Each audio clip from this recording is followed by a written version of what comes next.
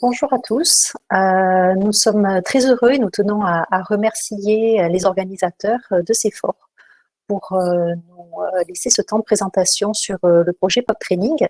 C'est une présentation que nous allons animer en trio. Donc, je suis Sophie Méry, je suis la directrice de la Fondation Eczéma, dont on dira quelques mots tout à l'heure. Et je suis accompagnée pour cette présentation du docteur Magali Bourrel-Boutaz, qui est dermatologue à Chambéry et qui est intervenant dans l'école de l'atopie de Lyon, ainsi que Catherine Jean de Costière, qui est chargée de mission à la Fondation Eczéma. Nous voulions vous présenter une initiative que nous avons réalisée fin 2018 jusqu'à l'année 2019 et qui porte encore ses fruits actuellement. C'est un programme d'éducation thérapeutique pour avoir une approche en fait à l'officine, donc pour les pharmaciens, de ce qu'est la prise en charge de l'eczéma atopique à l'officine. Ce programme s'appelle Pop Training.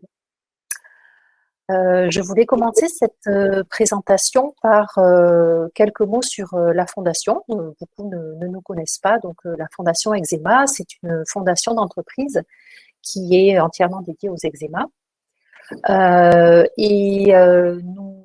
Nous avons pour mission à la fois de l'éducation, de l'information et de la recherche sur ces différentes maladies d'eczéma. Elle a été créée à l'initiative du fondateur, Monsieur Pierre Fabre, et nous avons beaucoup collaboré à la création de la fondation avec les professionnels de santé qui ont aidé la fondation à grandir et à s'émanciper dans l'éducation thérapeutique sur l'eczéma atopique, et en les accompagnant par ailleurs de notre part pour développer des outils d'éducation thérapeutique. Nous disposons de tous les moyens actuels digitaux pour disséminer cette information. Nous réalisons également des événements entre patients et soignants. On a appelé ça les Sports Day depuis 2016. Nous avons travaillé avec une patiente experte, Fanny, qui a été formée à l'éducation thérapeutique. Nous avons une application mobile qui permet de mesurer la sévérité de la dermatite atopique et nous avons déployé des formations sur la prise en charge de cet eczéma. Depuis 2020, donc c'est vrai que l'ère a un petit peu changé avec cette pandémie et nous avons essayé de déployer des actions, on va dire, à distance, comme ça vient d'être évoqué par le sujet précédent. Et notamment, la semaine dernière encore, nous étions vendredi après-midi, une soixantaine de personnes connectées sur un atelier digital en utilisant la technologie Miro qui a été évoquée pour faire une sorte de métaplan et du design thinking digital. Ça a très bien fonctionné.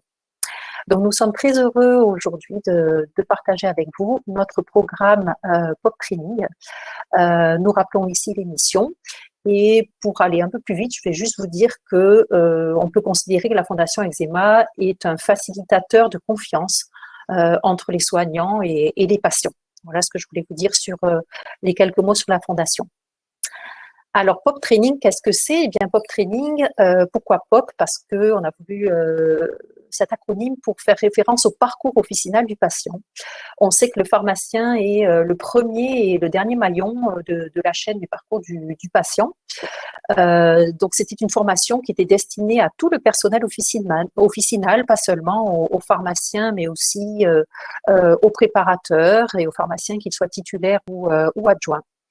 L'objectif, c'était qu'ils puissent acquérir une attitude éducative en valorisant leur métier, parce qu'ils sont des professionnels de santé de proximité. Ils sont souvent oubliés dans ce parcours de soins et d'éducation thérapeutique et le rôle qu'ils peuvent avoir, notamment dans l'eczéma atopique. Nous avons 6 modules dans ce programme dont le premier était de comprendre l'eczéma atopique, le deuxième portait sur le dépistage et la gestion de la corticophobie et des croyances sur les dermocorticoïdes. Le troisième module portait sur l'optimisation du traitement local. Le quatrième sur comment reconnaître les causes d'un échec thérapeutique. Le cinquième module, aider les pharmaciens à maintenir le traitement dans la durée. Et le sixième module, replacer les pharmaciens dans le parcours de soins des patients. En fait, cette idée de formation nous est venue parce que nous sommes aperçus qu'il y avait une perte de confiance des patients dans les discours des professionnels de santé, car les conseils qui pouvaient leur être prodigués au sein des écoles de l'atopie, donc dans des ateliers d'éducation thérapeutique, puis après à l'officine, étaient souvent discordants. Donc les patients se disaient, mais mon dermatologue, mon équipe d'éducation thérapeutique, c'est des pros de ma maladie, et mon pharmacien, c'est quand même un pro des médicaments. Donc qui dois-je croire et que dois-je faire? Je suis perdue. Cette perte de confiance était réellement un outil d'échec à l'éducation thérapeutique et au traitement. Donc nous avons créé cette plateforme Pop Training avec une inscription gratuite qui était ouverte à tous sur simple formulaire d'inscription sur lequel pouvaient s'inscrire donc les étudiants en pharmacie, puisque vous savez que dans les études de pharmacie, le module des 40 heures est échelonné sur 3 années successives, mais aussi ouvert aux différents types de personnel officinal et même aux dermoconseillères. Vous avez l'adresse de la plateforme ci-après. Je vais laisser la parole à Magali Nouvelle-Boutas qui va vous expliquer la genèse de Pop Training. Je passerai, Magali, les diapositives pour toi. Je te suis. Bonjour à tous, merci.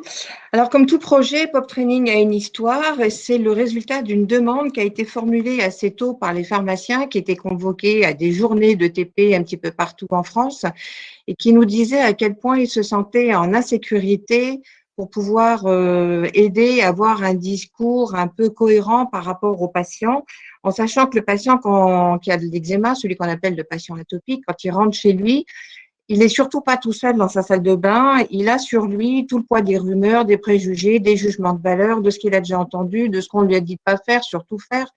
Et donc, il est très important de sécuriser le patient jusqu'au bout, c'est-à-dire au moment où il va se dire est-ce que je fais mes soins ou pas. Alors, cette demande qui émanait des pharmaciens au démarrage en 2015, avec les premières enquêtes qui avaient été faites, qui préféraient du présentiel. Et puis, en fait, les temps changent très vite, puisque quelques temps après, on a eu un retour qui préférait du distanciel. Donc, forcément, on a fait un format mixte qui, du coup, a nécessité, bien évidemment, beaucoup de soutien. Donc, le soutien financier, ça a été la fondation qui vient de vous être présentée par Sophie Méry. Le soutien scientifique, c'est le JET que je vais vous présenter après.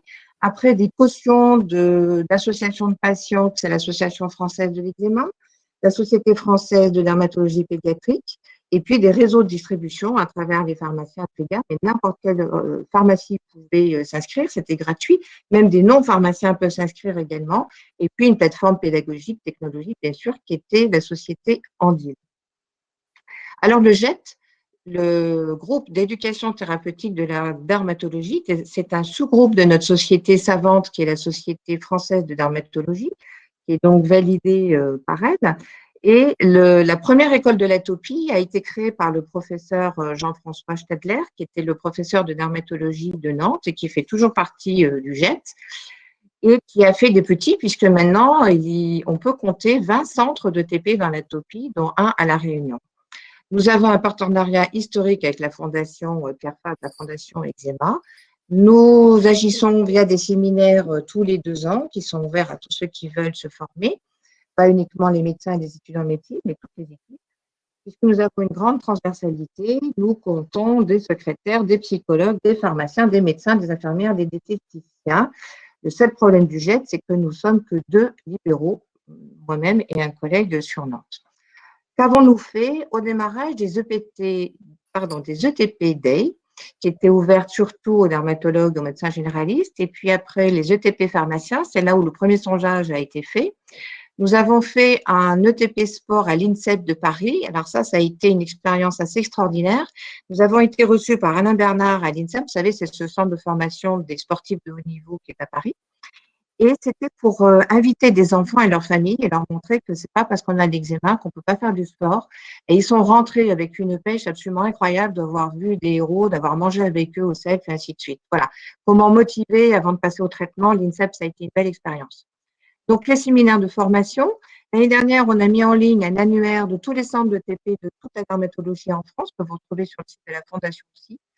Et là, actuellement, nous avons un énorme chantier en cours, c'est que l'éducation thérapeutique, pour l'instant, n'est qu'institutionnelle dans les centres hospitaliers, c'est-à-dire à peu près 1000 patients par an, ce qui est rien par rapport aux demandes, puisque nous comptons 2,5 millions de patients qui souffrent d'eczéma en France, donc 80% qui sont en rupture d'adhésion au traitement. Et donc, il faut absolument qu'on arrive à décliner les principes de l'éducation thérapeutique dans une attitude de consultation éducative. Donc, nous sommes en train de travailler à ça et en partenariat, bien évidemment, avec les patients, avec la Fédération des dermatologues de ville, la sécurité sociale pour obtenir du temps et une rémunération. Sinon, rien ne se fera. Voilà donc notre gros chantier actuel. En pratique, par rapport à Pop Training, il y avait absolument tout à créer. Donc, ça a été un chantier énorme. Nous avons choisi des volontaires dans 2 représentants de 6 écoles de l'atopie que je vais vous présenter ensuite. Un représentant du conseil scientifique de la Fondation, les acteurs de la Fondation, et puis après un deuxième pharmacien d'officine qui sont venus nous épauler et nous remettre les pieds sur terre pour qu'on soit bien au plus proche de la demande de ceux de départ, c'est-à-dire des pharmaciens d'officine. Il y a eu 12 réunions de préparation avec des discussions collégiales. Je crois que vous pouvez le mettre en gros parce que c'est peu de le dire. Parce qu'on s'est rendu compte que chacun avait un peu ses habitudes, ses langages, ses supports. Et que essayer de coordonner tout ça, ça a donné lieu à beaucoup de rencontres entre nous. Donc, il y a eu des répartitions des thèmes par ville. C'était les modules que vous a présentés Sophie tout à l'heure. La rédaction des contenus des modules, ça a été assez long parce que chaque mot a des fois été l'occasion de discuter pendant de longues minutes. La rédaction des quiz qui était nécessaire pour pouvoir s'inscrire et valider cette formation avant et après. Et puis, il y avait à chaque fois, à la fin d'un module, une petite vidéo qui a été jouée par des acteurs, actrices, et dont le scénario a été écrit par nous. Et c'était une façon de valider les acquis du module et la mise en pratique du module en vidéo. Alors, la représentation sur une carte de la France. Ah non, pardon, excusez-moi, ça, c'est les quiz qui étaient à remplir. On ne va pas rentrer dedans, mais donc, c'était impératif. La répartition en France, donc ça a commencé à tout honneur par Nantes en octobre 18, dont le thème c'était la physiopathologie. Ensuite, c'était Toulouse en novembre 18, c'était dépister et gérer la corticophobie, les croyances, les rumeurs, les préjugés, les jugements de valeur, ainsi de suite. Il y a de quoi faire dans la dermatite atopique. Nous étions à Lyon en janvier 19 pour expliquer l'optimisation du traitement local. Ensuite, c'était Montpellier qui parlait des échecs et de comprendre les échecs et de passer au-delà de l'échec pour mieux comprendre cette maladie. Marseille en avril 19 qui parlait du traitement dans la durée, comment s'y prendre. Et Paris qui terminait en mai 19 pour repositionner la question de départ, c'était la place du pharmacien dans tout ce parcours de soins. Chaque module comprenait ce qu'on a appelé des briques, c'est-à-dire des petits morceaux d'environ 15-20 minutes. Et le tout faisait 90 minutes et nous étions en présentiel dans des salles de conférences dans chaque ville avec du présentiel qui était en face de nous. Donc, je vous présente le module 3 qui était celui de Lyon, donc Sophie Méry, la présidente que vous venez déjà de rencontrer, 2 médecins hospitaliers du service, les 2 infirmières référentes du programme hospitalier et 2 libérales, moi-même et Cécile Tribouillard qui est une pharmacienne d'officine en zone rurale et qui a également l'avantage d'être patiente atopique, donc elle sait vraiment de quoi elle parle quand elle parle d'un eczéma. Les différentes, voilà le cas de comptoir en vidéo qui a été présenté sur notre module. Donc, Sophie, on peut passer la vidéo? Oui, tout à fait. On va lancer la vidéo.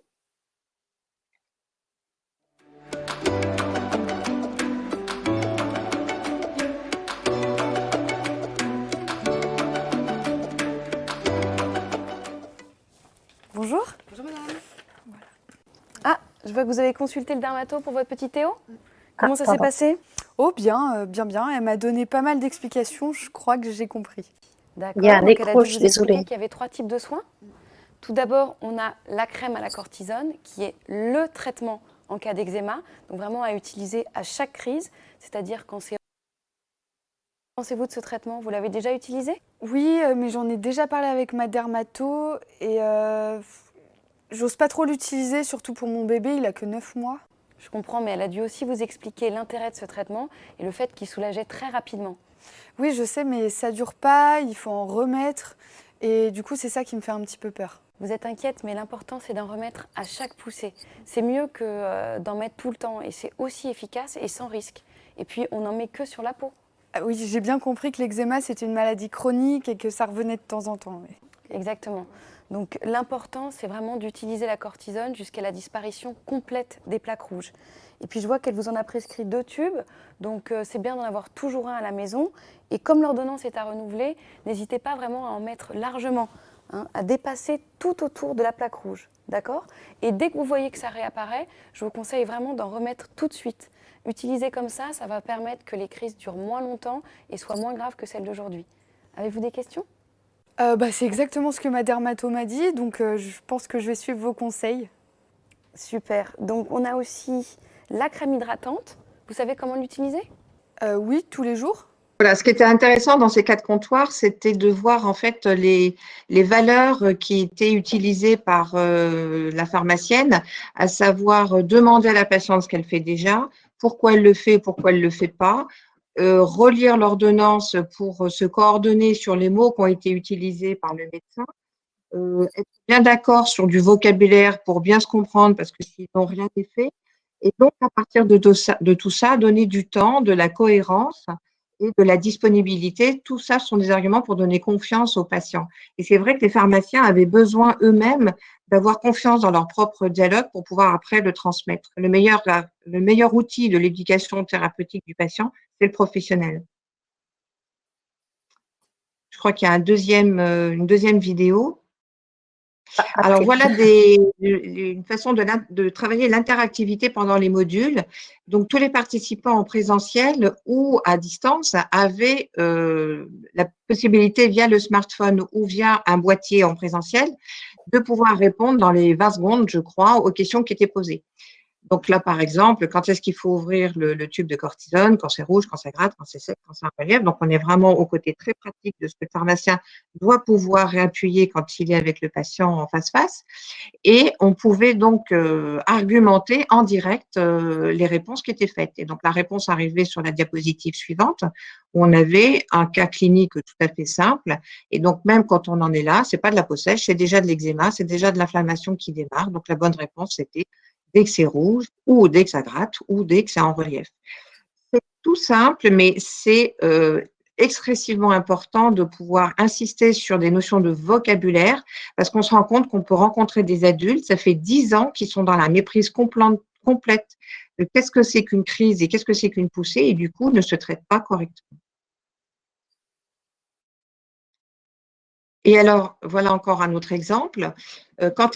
Comment faut-il faire les soins? Ça aussi, c'est une grosse demande des médecins généralistes et des pharmaciens. Vous savez, c'est un petit peu comme le masque. Le masque, eh ben non, c'est pas si simple à porter. C'est pas juste en mettant 2 élastiques derrière les oreilles. Et la crème, c'est pas si simple également à passer.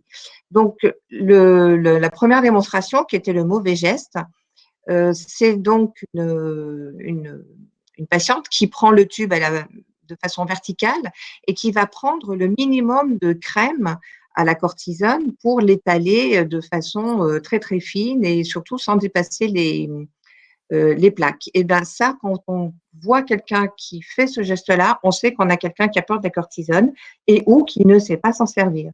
Donc, la démonstration des soins, demander au patient qu'est-ce qu'il fait pour pouvoir après lui expliquer en lui montrant à notre tour comment il faut faire, c'est également un facteur d'adhésion au traitement qui donne confiance.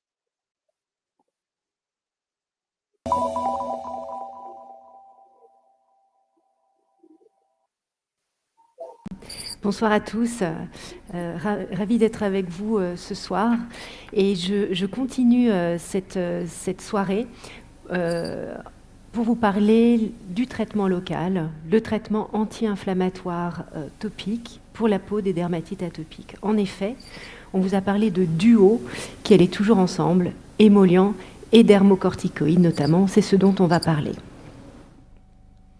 Alors, tout d'abord, une première question, à vous de jouer. Là, est-ce que vous voyez l'unité phalangette?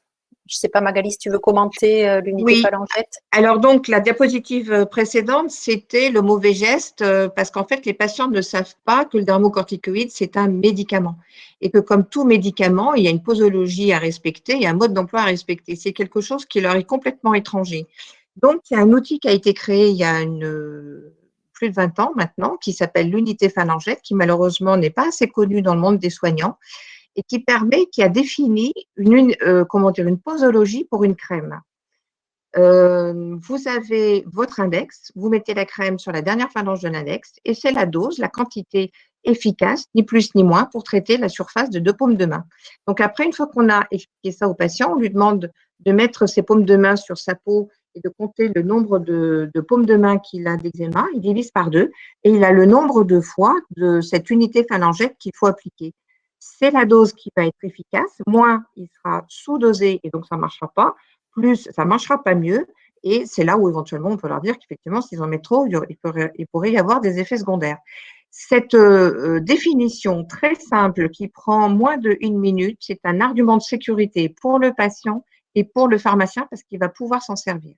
Les outils, donc vous avez compris que l'idée de cette formation, c'était de procurer, de mettre à disposition des pharmaciens des outils pour améliorer la compréhension de la pathologie, la compréhension du traitement pour les patients.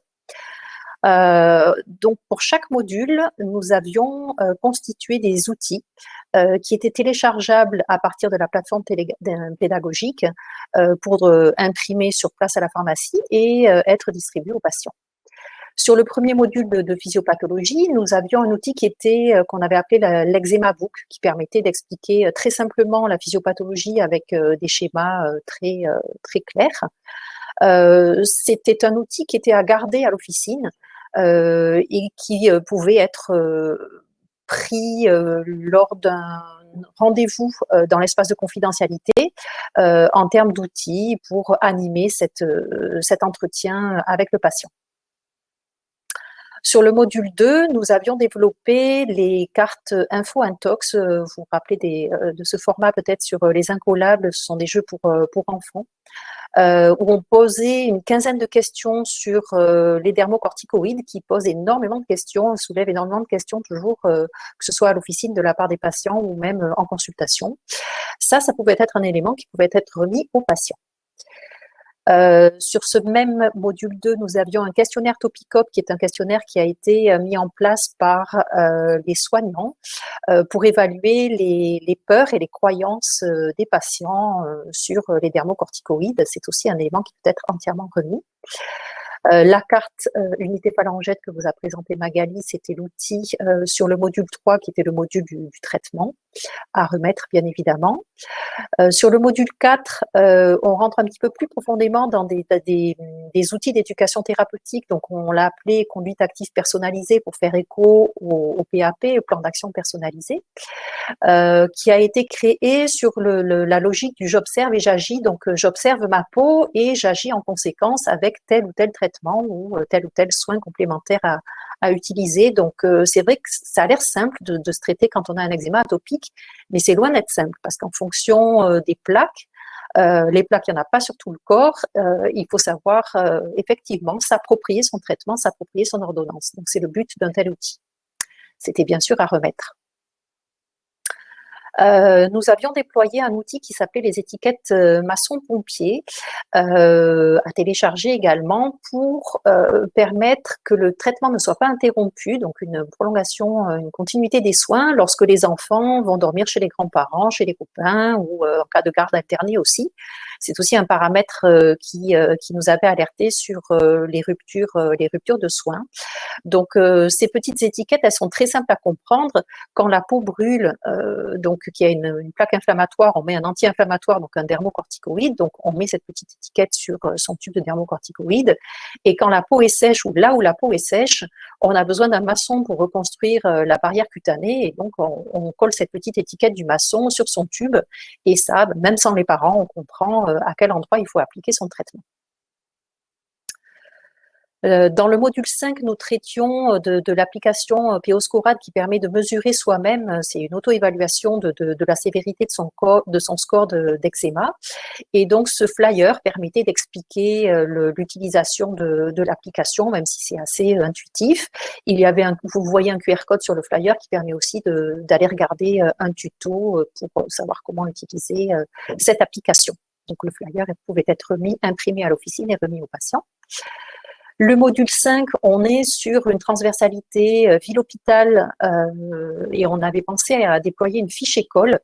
Cette fiche école, elle est à remettre en fait lors de n'importe quelle interface, on va dire, entre le patient et les personnes qui s'occupent de l'enfant pendant la journée, puisque c'est quand même une pathologie essentiellement pédiatrique.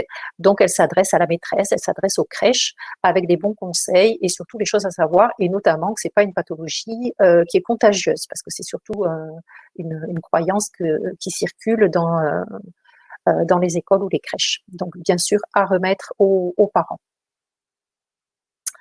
Quelques indicateurs donc à la suite de ce programme. Nous avons eu plus de 1600 personnes, 1600 participants qui se sont inscrits avec une répartition assez équitable entre les populations que l'on retrouve dans les pharmacies, donc les étudiants, les assistants, les titulaires et les préparateurs. Nous avons pu déployer Pop Training également au symposium du SNAPO. Le SNAPO, c'est le syndicat national algérien des pharmacies officinales. Et également au Canada. Au Canada, nous nous étions rapprochés d'une chaîne de pharmacie qui s'appelle Uniprix et qui a une académie du savoir, donc qui propose en fait à ses adhérents des programmes en e-learning. Donc, on avait sélectionné des chapitres du module 1 et 2 et nous avons réussi à avoir, grâce au Conseil de l'Ordre des pharmaciens du Québec, un DPC qui nous a été octroyé. Au total, donc Pop Training, c'était plus d'une cinquantaine de vidéos avec quasiment 12 000 vues.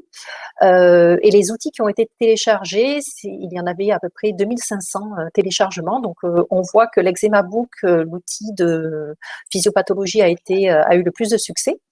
Mais on voit également que les réponses info-intox sur les dermocorticoïdes ont été très téléchargées, ainsi que la carte de l'unité phalangiette. C'est des choses qui sont assez utilisées et le plan d'action personnalisé.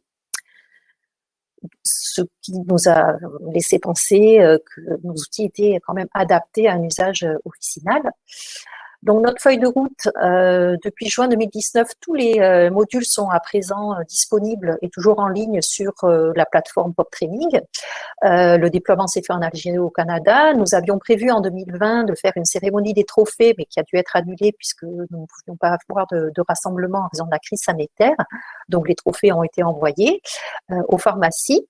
Nous leur avions promis, et ça a été fait, une géolocalisation sur le site de la Fondation, parce que nous recevons de nombreuses demandes sur le site pour savoir où trouver des experts. Donc, les experts, ce sont les écoles de l'atopie qu'on a citées tout à l'heure, mais aussi les pharmacies qui étaient formées.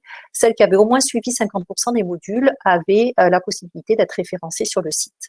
Et enfin, donc, ces pharmacies ont reçu une sorte de vitrophanie, c'est une sorte d'autocollant qui était apposé sur la vitrine pour indiquer aux patients que sur ce point de vente, une personne était apte à une bonne prise en charge des patients atopiques. En 2020, nous le verrons tout à l'heure, il y aura un enrichissement de Pop Training. Le seul regret qu'on ait à avoir, c'est qu'en France, nous n'avons pas eu d'autorisation d'accréditation des PC pour deux raisons. Parce que le programme Pop Training était soutenu par la fondation et donc derrière la fondation c'est un laboratoire, même si nous ne faisons pas du tout d'action promotionnelle et il n'était jamais question de faire de la promotion de produits ou de marques dans l'intégralité des 6 modules. Et la deuxième raison, c'est que malheureusement la dermatite atopique n'est pas une orientation de formation qui figure à ce jour à la liste qui est définie dans le plan santé trajectoire 2022. Pourtant, comme le disait Magali tout à l'heure, on a 2,5 millions de patients en France qui souffrent d'eczéma et on s'était dit que ça pouvait quand même faire partie aussi des nouvelles missions des pharmaciens. Alors, c'est Catherine qui prend la suite de la présentation. Oui, alors bonjour. Donc, on va regarder les résultats de la formation Pop Training. Donc, comme vous l'ont dit Sophie et Magali, dans le programme Pop Training, il y a donc 6 modules et il y avait une évaluation qui était faite avant, une évaluation des connaissances avant et après chaque module. Donc, ici, ce qu'on voit, c'est l'ensemble des 6 modules et globalement, ce qui saute aux yeux, c'est que il y a une augmentation du niveau de connaissance entre avant la formation et après la formation, quel que soit le module. Donc, une amélioration du niveau de connaissance des pharmaciens et de l'équipe officinale après la formation Pop Training. Donc, si on regarde un peu plus dans le détail, il y a 2 modules pour lesquels le niveau de base était élevé. Il s'agit du traitement local et de l'ETP. Là, donc, il y a 2 explications, enfin une explication, c'est-à-dire qu'en fait, le traitement local, ce niveau élevé s'explique parce que le traitement est l'expertise du pharmacien, d'une part, et quant au niveau de l'ETP, ça s'explique aussi puisque, comme vous le disait Sophie tout à l'heure, les pharmaciens ont dans leur cursus universitaire une formation ETP de 40 heures. Si on regarde la corticophobie maintenant, on voit qu'il y a eu une grosse amélioration, une grande amélioration du niveau de connaissance sur ce thème. Et ce thème est très important, comme vous le disiez tout à l'heure Sophie et Magali aussi, dans le traitement de la dermatite atopique. On a également des niveaux d'amélioration élevés pour la motivation et également pour la physiopathologie. Donc, si on regarde au global, cette formation, elle a permis d'améliorer de manière importante, ou de manière, oui, assez importante, le niveau des connaissances des pharmaciens. On a perdu l'écran, Sophie. Ah bon? C'est bon? Oui, c'est bon. Et donc, si on améliore le niveau on peut revenir en arrière aussi, si on améliore le niveau de connaissance des pharmaciens, en fait, on va améliorer le niveau d'expertise du pharmacien, de l'équipe officinale. Et notamment dans la prise en charge, dans ce qui nous concerne, des patients atteints d'un dermatite atopique. Et comme ça a été dit ce matin, l'amélioration de l'expertise permet également d'améliorer la confiance. Et dans ce cas-là, notamment la confiance du pharmacien par rapport à la pathologie. Et par voie de conséquence, donc, aussi améliorer la relation de confiance qui va s'établir entre le pharmacien et le patient. Donc, ces résultats, on peut passer à la diapositive suivante. Ces résultats, notamment la méthodologie et une partie des résultats que je viens de vous présenter, ont fait l'objet d'un poster qui a été soumis et accepté au congrès des journées dermatologiques de Paris, qui est le congrès qui représente le congrès de la Société française de dermatologie. Ce congrès habituellement a lieu à Paris. Cette année, il aura lieu en distanciel et il aura lieu la semaine prochaine. Quelles sont nos perspectives pour l'année prochaine? Donc, pour Pop Training, actuellement, on a une publication en cours qui reprend la méthodologie et l'ensemble des résultats, dont une partie que je viens de vous présenter. Donc, cette publication est en cours de rédaction et nous prévoyons de la soumettre au JEADV. Nous allons relancer une démarche DPC sur certains modules pour les médecins généralistes. Et nous avons également des projets dans l'eczéma chronique des mains. Actuellement, nous avons un questionnaire qui s'appelle Examen, qui est en cours des coiffeurs et l'objectif, c'est de connaître la prévalence de cette pathologie chez les coiffeurs. Nous avons également une enquête que nous réalisons auprès des pharmaciens sur leur connaissance dans la prise en charge de l'eczéma chronique des mains.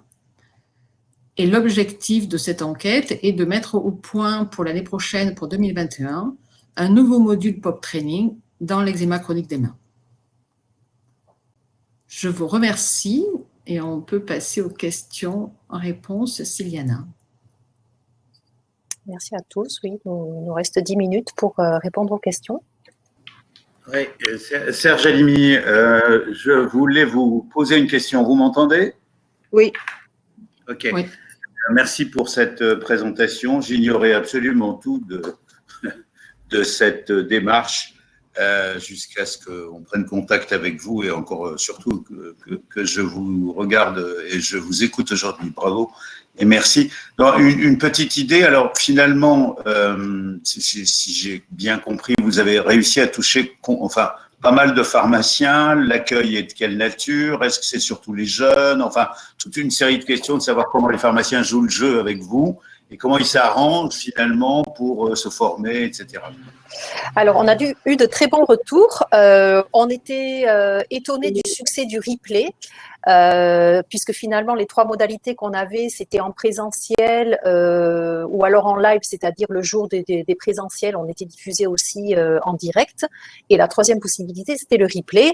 Et finalement, c'était le format du replay qui a énormément plu. On s'est aperçu avec nos indicateurs de vue que finalement, les pharmaciens regardaient les replays le dimanche et le lundi matin, parce que le lundi matin, c'est souvent un jour de fermeture des pharmacies, puisque quand ils ont ouvert le samedi après-midi. Et c'est vraiment le format qui a remporté le plus de succès. Bien sûr, les retours ont été bons. Tout le monde nous a ressenti le gain en connaissance par rapport au contenu des modules.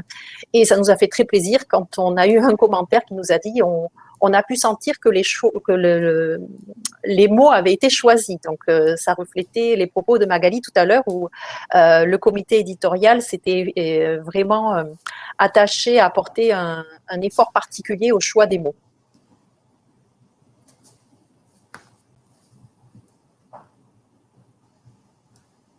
Je regarde s'il y a autre chose. Je vois une question aussi. Y a-t-on accès en tant que médecin?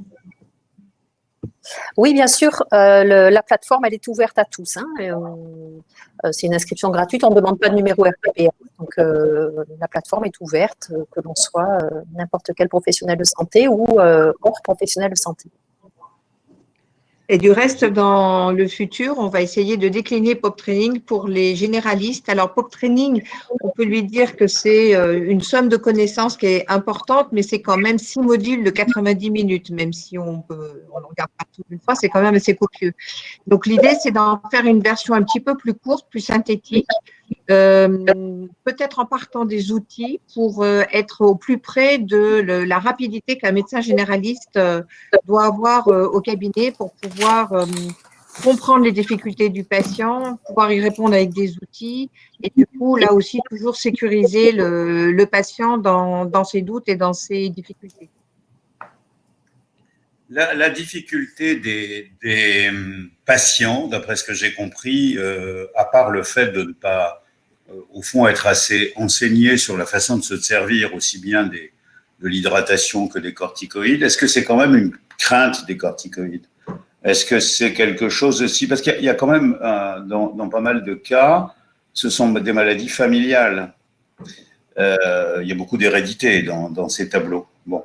Et de ce fait, parfois, les parents sont assez inquiets parce qu'eux-mêmes ont mis des corticoïdes, ont eu parfois des séquelles de la corticothérapie dans certains territoires. C'est une des grandes difficultés des patients, ça?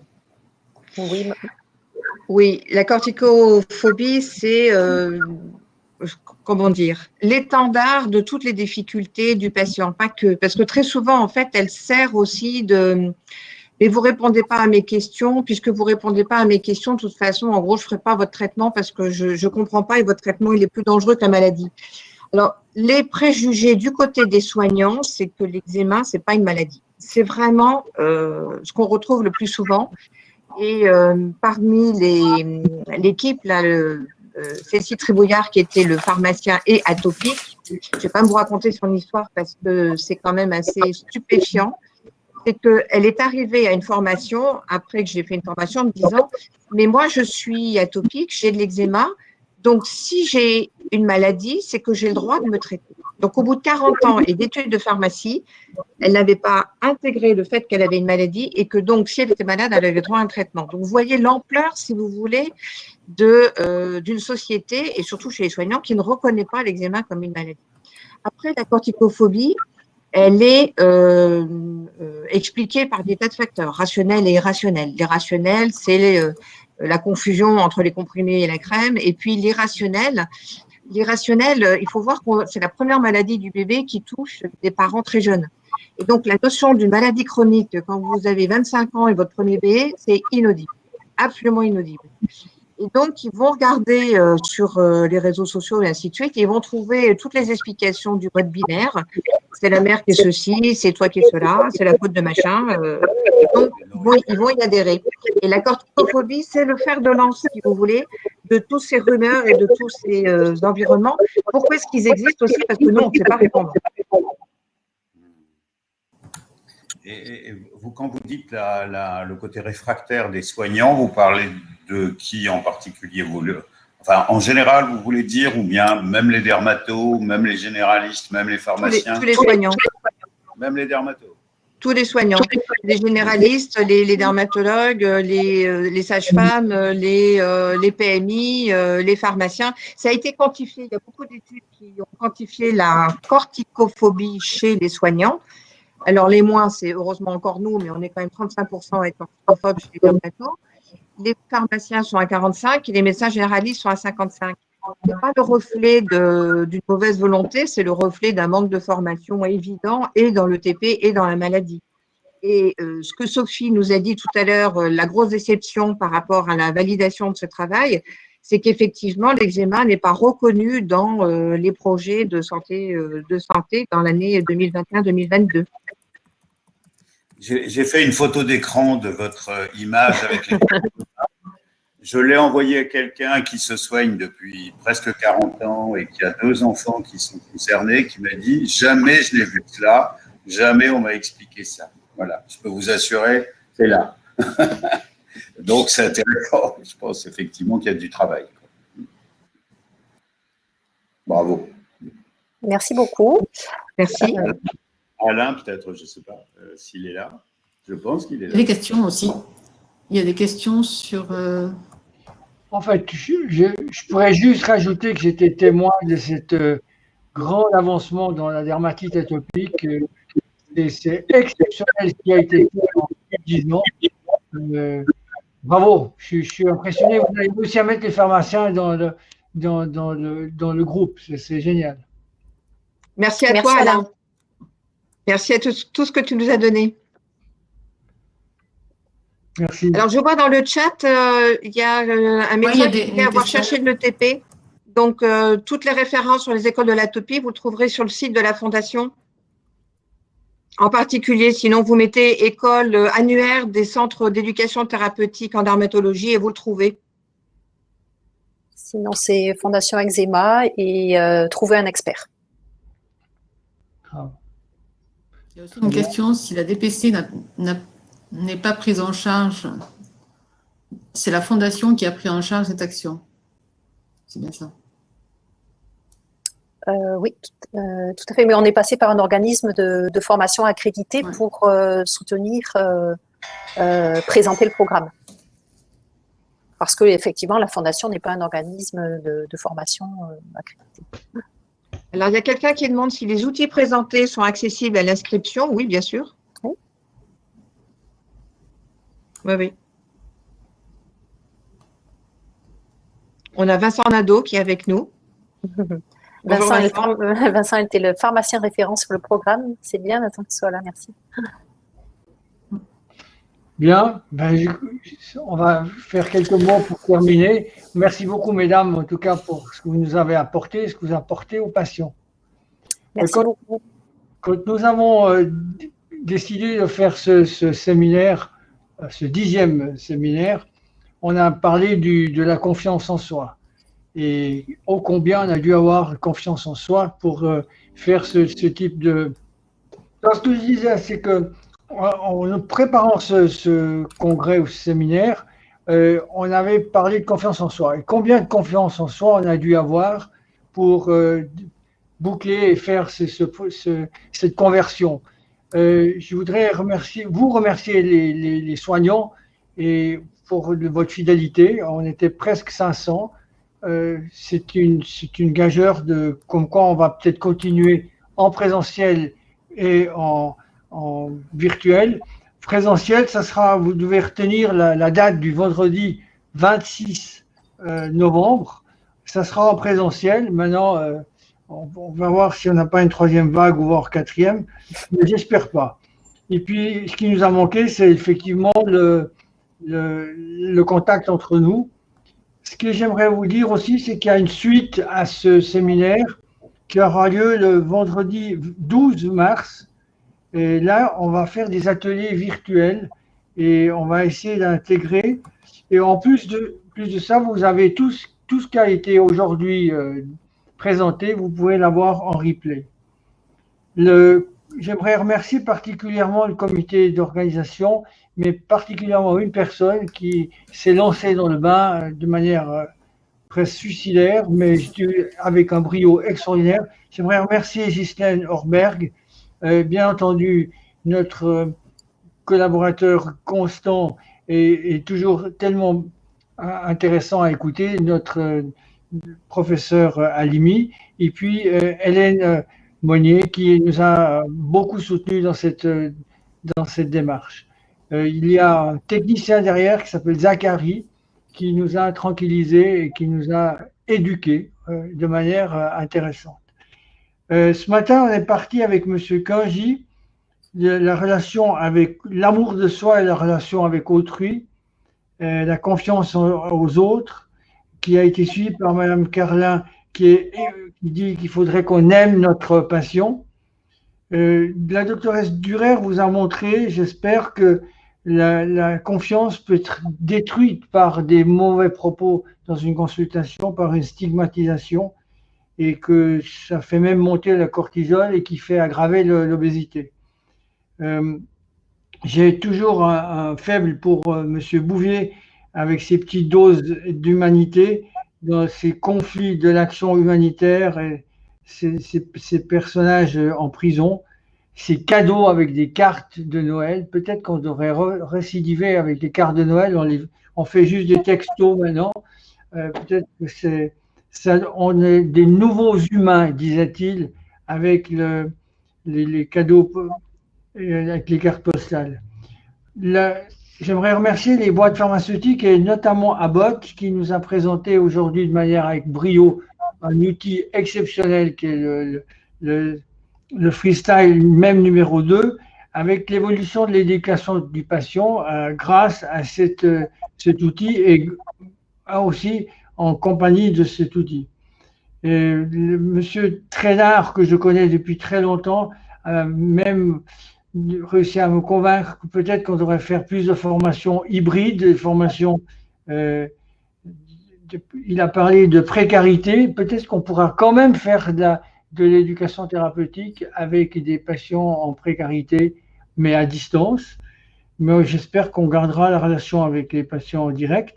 Et puis cette fantastique histoire d'eczéma, d'éducation du patient, chez ce pop training des pharmaciens. Moi, je suis enchanté. Ce duo d'émollients et de corticoïdes. Et cette phrase qu'on a entendue plusieurs fois aujourd'hui, observer et ensuite agir. Il y a toujours à la fin d'un séminaire, on aimerait avoir votre avis pour construire celui du vendredi 26. Et j'aimerais que vous puissiez remplir l'évaluation. Ça se fait en peu de temps. Mais pour nous, ça nous est utile et ça peut nous donner des idées pour la prochaine réunion. J'aimerais terminer par vous dire que la confiance illumine votre nouvelle année. Au lieu de vous souhaiter une bonne année, je pense qu'on doit avoir confiance et que ça va nous illuminer. Merci infiniment à tous et rentrez, j'allais dire rentrer à domicile sans encombre. Merci à tous.